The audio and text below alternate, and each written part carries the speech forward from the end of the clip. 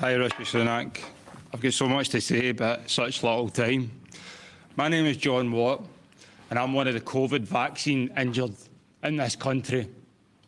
I want you to look into my eyes, Rishi Sunak, and I want you to look at the pain, the trauma, and the regret I have in my eyes. We have been left with no help at all. Not only am I in here that's vaccine injured, there's another man over there whose life's been ruined by that COVID-19 vaccine. I know people who have lost legs, amputations. I know people with heart conditions like myself, Rishi Sunak. Why have I had to set up a support group in Scotland to look after the people that have been affected by that COVID-19 vaccine? Why are the people who are in charge, who told us all to do the right thing, have left us all to rot and left me and the thousands and the tens of thousands in this country to rot? Rishi Sunak, look me in the eye. When are you going to start to do the right thing? The vaccine damage payment scheme is not fit for purpose. In Scotland right now, according to the yellow card system, there are over 30,000 people that have had an adverse reaction to that vaccine. And 200 deaths. John, thank you very much indeed for your question. It's time for you to start doing the right thing, Mr. Rishi Sunak. Cut the mic. Cut the mic. Look at that guy's face. You've made a really strong point, John. Prime Minister. Look at him, look at him. I'm very sorry to hear about very your personal circumstances, and you said someone over here also seems to have suffered by the similar thing. Look at him working the crowd. I don't know about the individual situation that you're in. We're silenced. I don't know. Well, I don't. Social media and everything. Okay. We are silenced.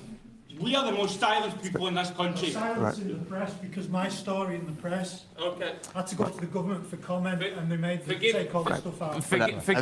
Forgive me both. I know, I'm happy. Cut the mics.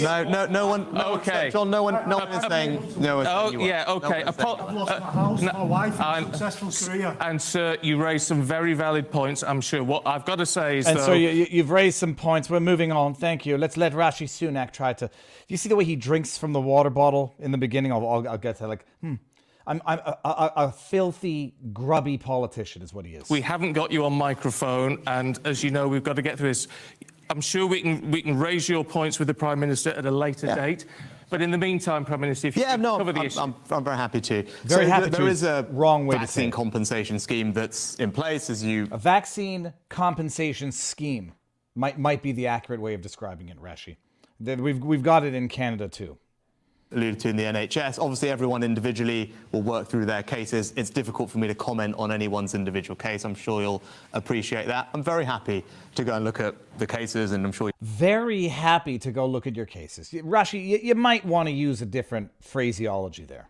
You'll get them to the team here. I mean, I'm very saddened and shocked to hear that you've been silenced by anybody. That is surprising to me. So please do get your details to Stephen and the team, and I will happily. Oh, by the way, for everyone who's been suppressed and censored on social media, all you have to do is get invited or get into a town hall and speak directly to with a effing guy's position as premier or whatever, Prime Minister Rishi Sunak. All you have to do, people, after you've been, suppressed and silenced on social media, after you've had your vaccine injury claims rejected or whatever, or you get, piddly squat from all you have to do then is speak directly to him and then get your digits to his personnel. Then they'll look at you. That's all you have to do. Away. Of course, you should be able to speak about your experience, what's happened to you, and as I said, we have a compensation. I'm sorry, Rishi, this guy's name is. Are you unaware of the Twitter files? Where they were suppressing individual stories for fear that it might promote vaccine hesitancy. You didn't know about that? Oh, I'm sorry. And what's your position again?